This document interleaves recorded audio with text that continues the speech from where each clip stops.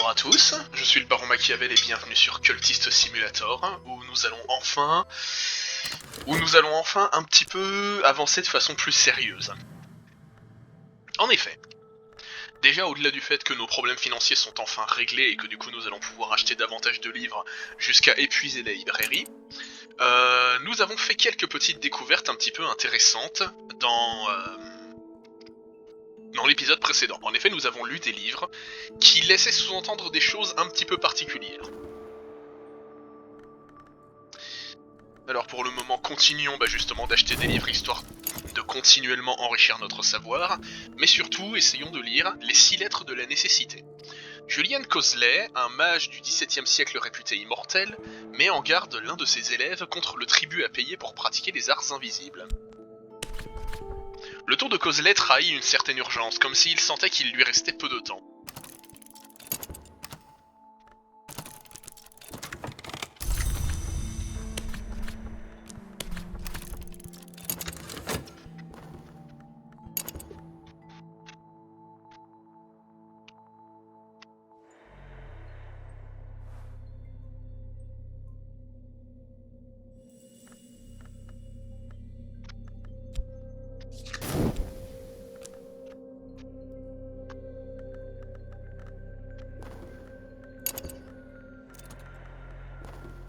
Alors, ah bah tiens, un autre opportuniste. J'aimerais bien qu'on commence à recruter des personnes un peu plus uniques. Mais bon. Alors, nouveau livre, Le rêve du serrurier, parts et proportions, que nous allons sans doute lire aussi. Mais continuons d'acheter des bouquins.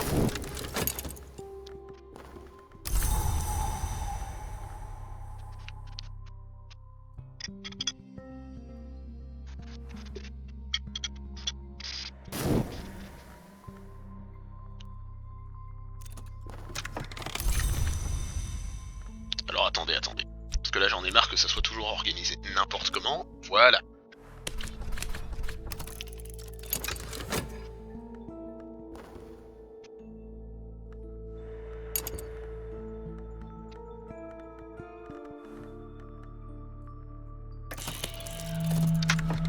Alors. Même le soleil peut être divisé, bien qu'il ne nécessita pour y cela la forge des jours. Ok. On gagne un autre secret du forgeron, bien qu'on en ait déjà un. Et ensuite, je pense que nous allons lire Le rêve du serrurier, parts et proportions. Le deuxième volume de l'étude réalisée par Teresa Galmier sur les parallèles dans les rêves mystiques des artisans. La page de garde a été tailladée à l'aide d'une lame de rasoir. Dans cet opus, Galmier consigne moins de rêves et développe plus en profondeur certaines de ses théories élaborées. Nous le voyons sans cesse. Ce qui se trouve sous la surface ne peut échapper à ce qui est au-dessus. Mais ce n'est pas spécialement ce que je voulais vous dévoiler durant cet épisode. Ce dont je voulais vous parler en particulier, c'est que si vous avez bien fait attention, durant l'épisode précédent, nous avons lu 2 livres qui parlaient d'un certain bois. Un bois qui se trouverait sous les fondations de ce monde. Eh ben, c'est peut-être un bois qui existe dans les rêves, alors qu'est-ce qui se passe si on se met à rêver? La route au clair de lune. Je connais ce rêve, une route au sommet d'une colline, les reflets argentés de l'air.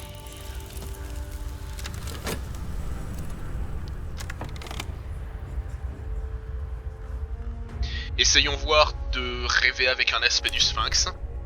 Je pourrais me couper une mèche de cheveux avant de m'endormir afin d'honorer un pouvoir du bois. Alors nouveau livre, Les mélopées du squelette que nous lirons.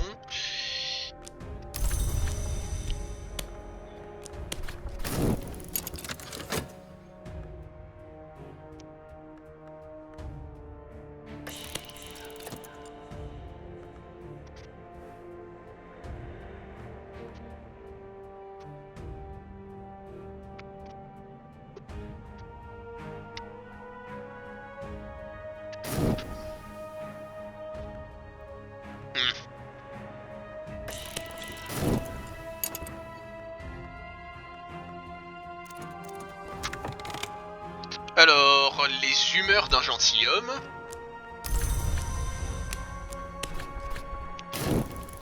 Et voilà, je propose qu'on s'arrête là pour le moment. Enfin, pas qu'on s'arrête d'acheter des livres pour le moment.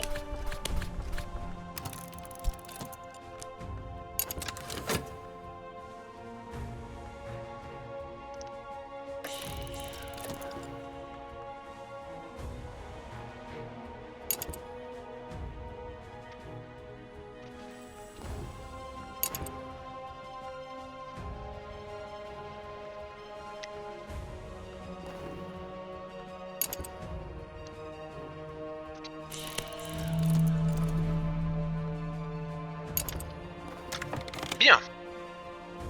La route plonge entre les arbres. Des ailes pâles battent au cœur des frondaisons. Je ne cesse de trébucher sur les racines. Il serait tentant d'avancer à quatre pattes, afin d'éviter les branches basses. La lune passe derrière les feuilles noires, même si je continue à sentir ses doigts dans mes cheveux. Je n'oublierai pas comment venir ici. Et ainsi, nous avons trouvé... Oh, alors... Alors, la voie vers le bois. J'ai appris comment gagner le bois, les ténèbres enchevêtrées qui poussent autour des murs de la Manse, bien qu'elle n'en ait pas. Je peux rêver de ceci pour retourner dans le bois. Alors on va ranger ça ici. On va ranger ça ici, et... Alors, nous avons aussi fini de lire le deuxième tome du rêve du serrurier. Les artisans virtuoses finissent invariablement par rêver de la porte blanche. Je ne suis pas une artisane, mais une érudite. Je pense que ces maîtres de leur art possèdent un secret commun, mais aussi que ce secret n'est qu'une partie de la solution de l'énigme. Alors, et nous avons gagné le secret du serrurier. Tôt ou tard, tous les serruriers font invariablement le rêve. Récitons-le maintenant en cette phase. Quasiment tous les rites d'invocation nécessitent une influence de l'ouverture, ce savoir permet de l'obtenir. Aspect, le pouvoir de l'ouverture. L'ouverture ne tolère ni saut ni isolement. Elle nous arrache avec délectation à la sécurité que nous confère l'ignorance. L'ouverture est le principe qui déverrouille les portes et défait les barrières. Bien. Donc il faut que je me souvienne de quel livre exactement on lit. Attendez, je vais le noter quelque part, hein, histoire que parce que dans la description, à la fin de chaque vidéo, dans la description se trouve toujours un résumé de ce que vous pouvez et devez comprendre de tout ce qui a été dit. Les 6 lettres sur la nécessité et le deuxième tome du rêve du serrurier. Très bien. D'abord, on va commencer par justement voir un petit peu ce qu'il y a dans ce fameux bois. La voie du bois. Si j'ai assez de passion, je pourrais emprunter la route onirique menant au bois. Si j'ai la bonne connaissance, je parviendrai peut-être à trouver la voie qui s'étend au-delà. Alors on va se rendre au bois. Je marche à présent entre les arbres à l'écorce couverte de cicatrices. La lune passe derrière les branches, même si je continue à sentir les doigts dans mes cheveux. Je ne cesse de trébucher sur les racines. Il serait tentant d'avancer à quatre pattes afin d'éviter les branches basses. Des ailes pâles battent au cœur de la nuit. Alors on a trouvé Apollon et Martias. Bien, je propose qu'on continue nos lectures avec cette fois les mélopées du squelette. Ces poèmes d'une délectation avide ont été composés par Arabella Dusk, pseudonyme probable d'une héritière reconvertie en maquerelle puis en poétesse. Dans son introduction, Arabella explique que le livre devait initialement contenir des illustrations, mais que l'office de répression avait formellement interdit leur publication. Elle laisse entendre qu'elles sont encore conservées quelque part. Le livre est dédié au seigneur Perceval à la coupe carmin.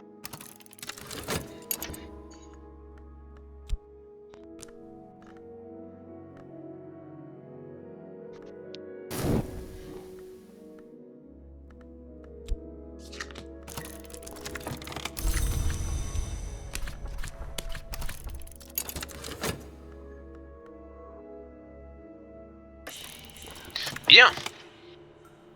Une visite cordiale de Poppy. Le moment est venu, le soleil en haillons réclame sa fin. Vous sacrifierez-vous, ou connaissez-vous quelqu'un qui se présentera à votre place? Je vous avais dit qu'il fallait pas... qu'il ne fallait pas s'attacher à lui. Sa loyauté est admirable, à présent faites vos adieux. Et sachez tout simplement qu'on meurt si... on meurt tout simplement si jamais on ne sacrifie personne. Un autre opportuniste, bon. Continuons malgré tout d'essayer de recruter des personnes, ça va être nécessaire. Il va nous falloir du monde si on veut persister dans nos activités.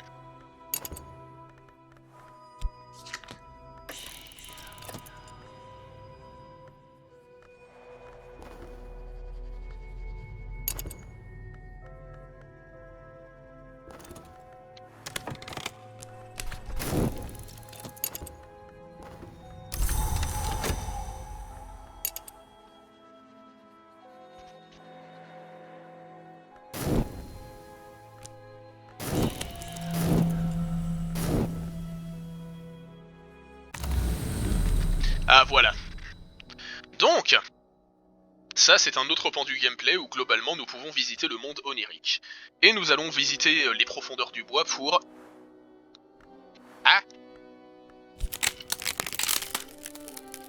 obtenir un fragment occulte.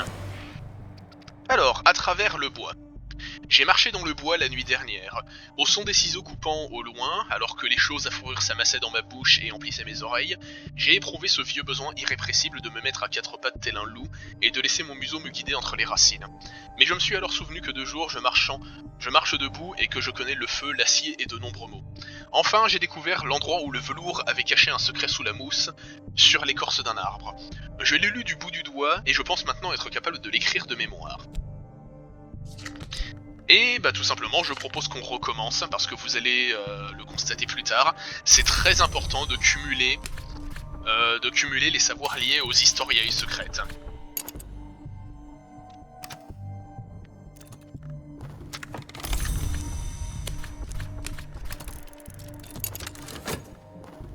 Alors, les 26 fruits du délice, les 7 châtiments, les 9 jardins, les 4 regrets. Et voilà le dernier des pouvoirs qui existent. Un secret rouge. Certains mots ne peuvent s'épeler correctement sans user d'une encre adéquate. Le pouvoir est celui du Graal. La faim, la convoitise, les eaux qui engloutissent. Le principe du Graal fait honneur aussi bien à la naissance qu'au festin. Et voilà. Maintenant, on a découvert quels sont les différents types de pouvoirs qui existent. Maintenant, ces pouvoirs, il va falloir qu'on s'en serve de façon à réaliser nos projets. Mais ça ne va pas être simple.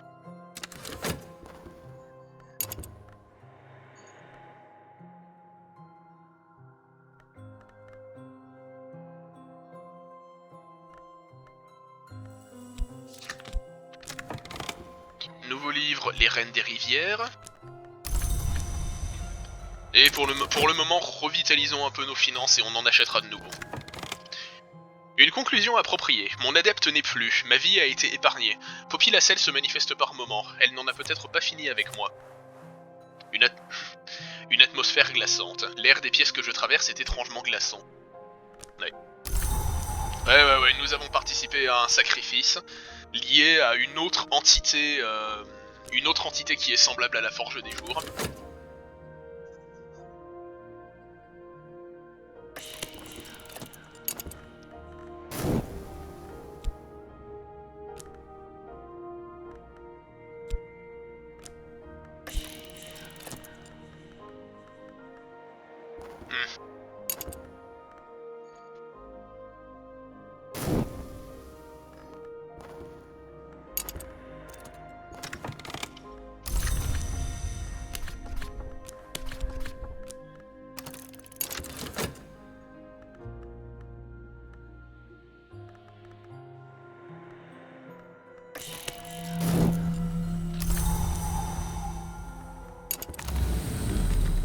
Alors, de retour dans le bois. Cette fois...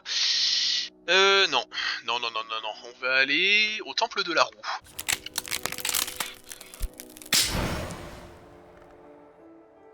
Dans mon sommeil, j'ai gagné le grand rocher que l'on appelle toujours le temple de la roue, bien que l'heure dont il porte le nom ait disparu depuis longtemps.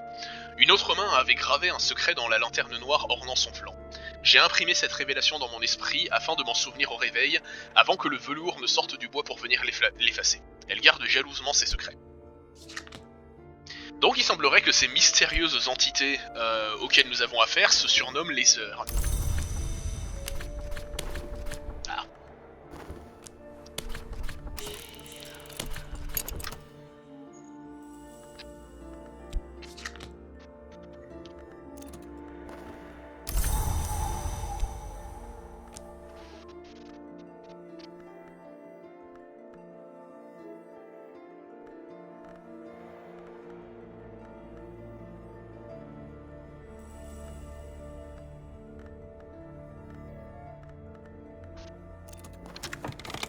Ah, Victor. Victor est un malin qui sait saisir une opportunité unique quand elle se présente à lui. Continuons. Ah non. C'est pas ça que je voulais faire.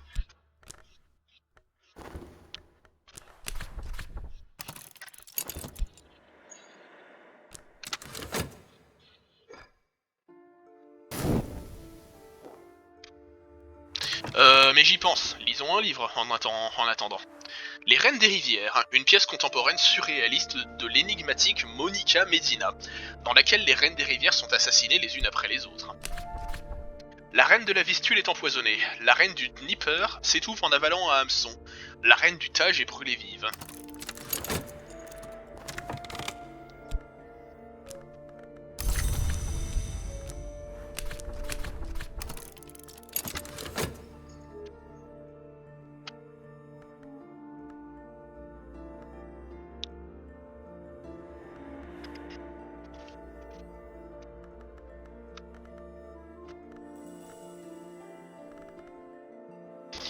Et on a beaucoup de tourments, donc je propose qu'on aille au club Ecdysis pour s'arranger un peu le portrait.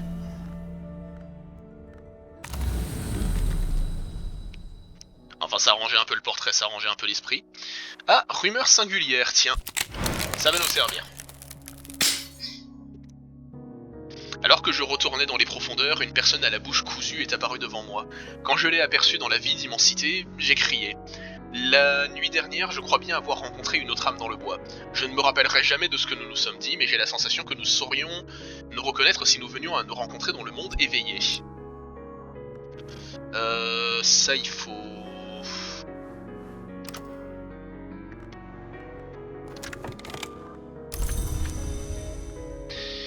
Il faudrait que j'explore ou que je parle à quelqu'un pour ça.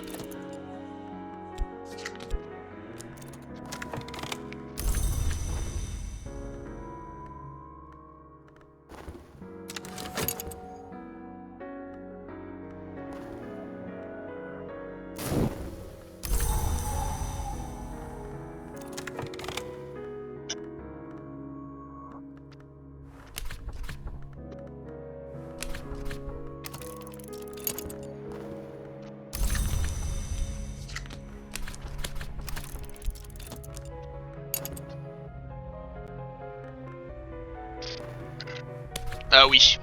Remonter la piste d'une rumeur. Quelque chose me dit qu'à la fin de cette histoire, je rencontrerai peut-être quelqu'un qui écoutera ce que j'ai à dire.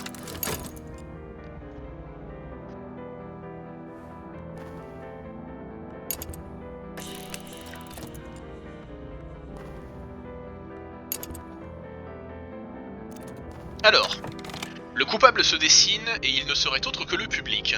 Les reines survivantes sont chargées d'exécuter les spectateurs qui n'auraient pas eu le bon sens de s'enfuir. Un épilogue d'une étonnante lucidité suggère que les correspondances entre les noms de fleuves et certains événements historiques sont des indices menant à des historiae secrètes cachées au verso de la nôtre. Bien.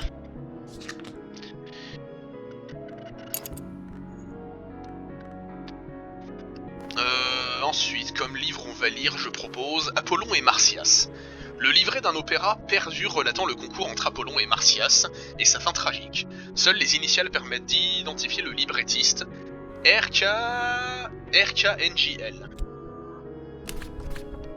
Dans le mythe originel, Marsyas est écorché vif par Apollon pour avoir perdu un défi d'ordre musical, même si ce dernier le regrette par la suite. Dans cette version, l'histoire de la peau de Marsyas ne s'arrête pas là.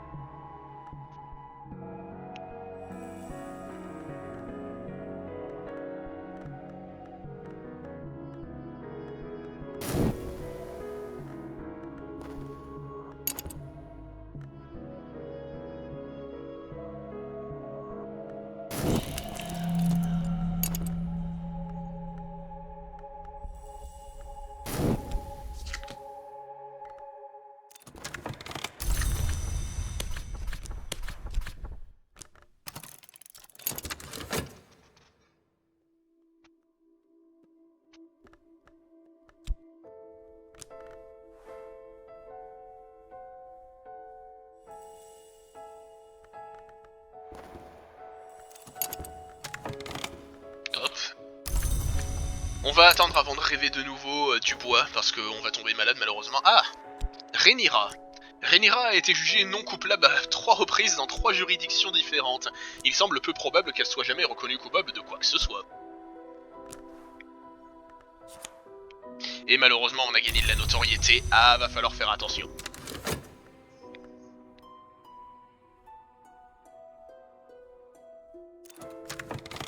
Tristan. Tristan aborde toute forme de distraction. Tristan agit.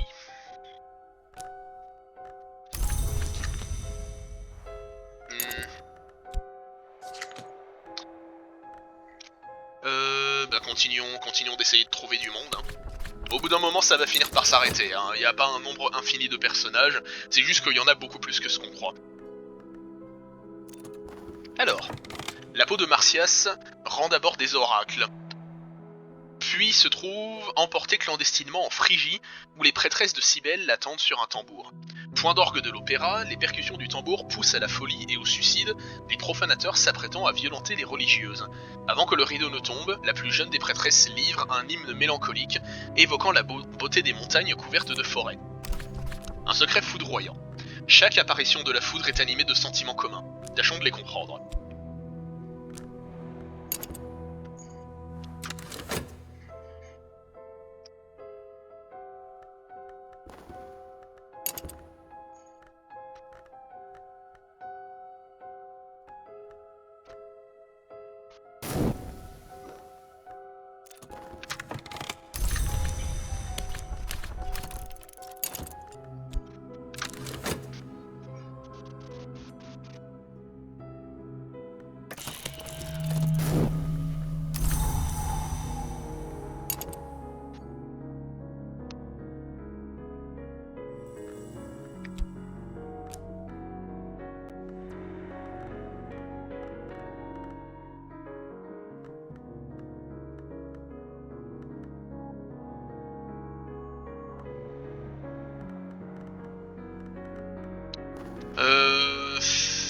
Vous savez quoi, ça me semble quand même être la propriété d'acheter un nouveau livre.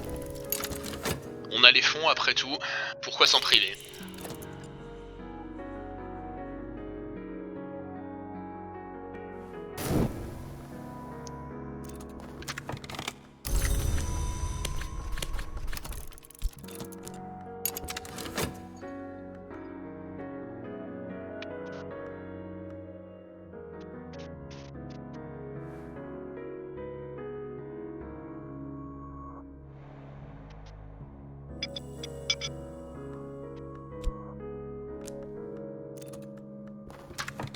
Alors, une introduction aux Historiae, bah ça va être intéressant.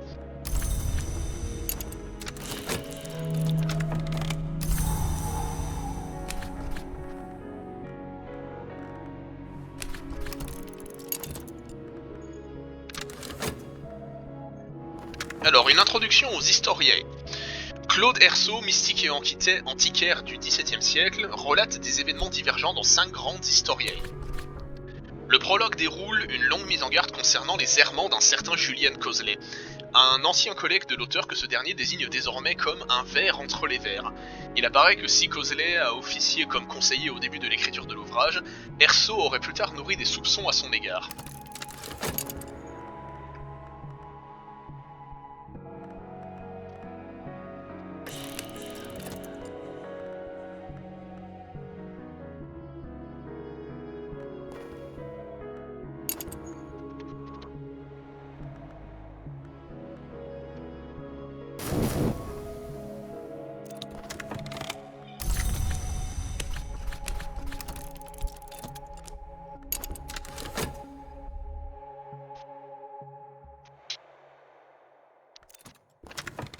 Alors Porter était barbier, mais ça c'était avant le procès. Ah, bah c'est pas surprenant hein, que nous devenions amis avec des criminels.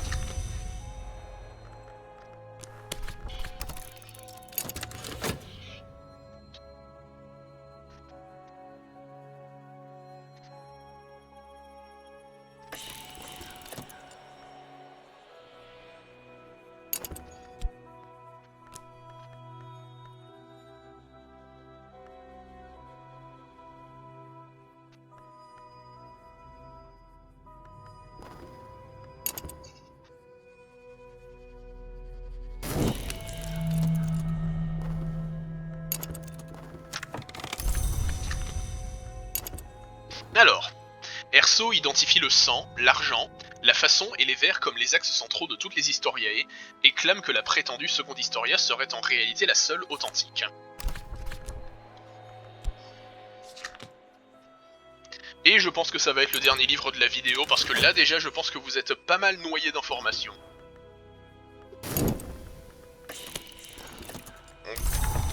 On va continuer des preuves incertaines, malheureusement il en a, on va continuer de rêver du bois.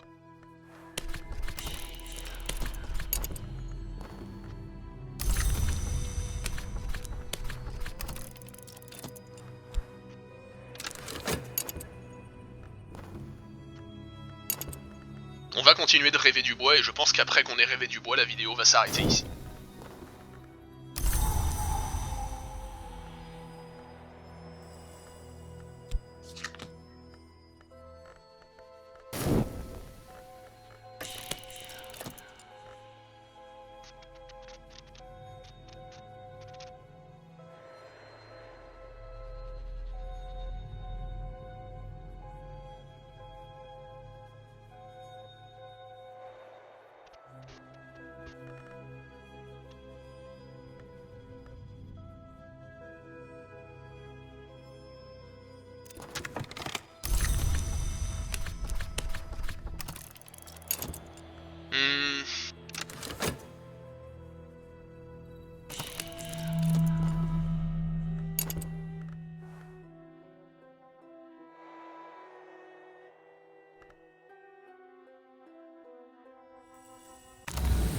Et hop.